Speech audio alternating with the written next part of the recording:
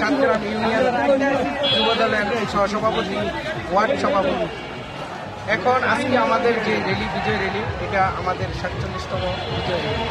এই র্যালি আমাদের আজকে আনন্দের সাথে প্রতিষ্ঠাবাসী।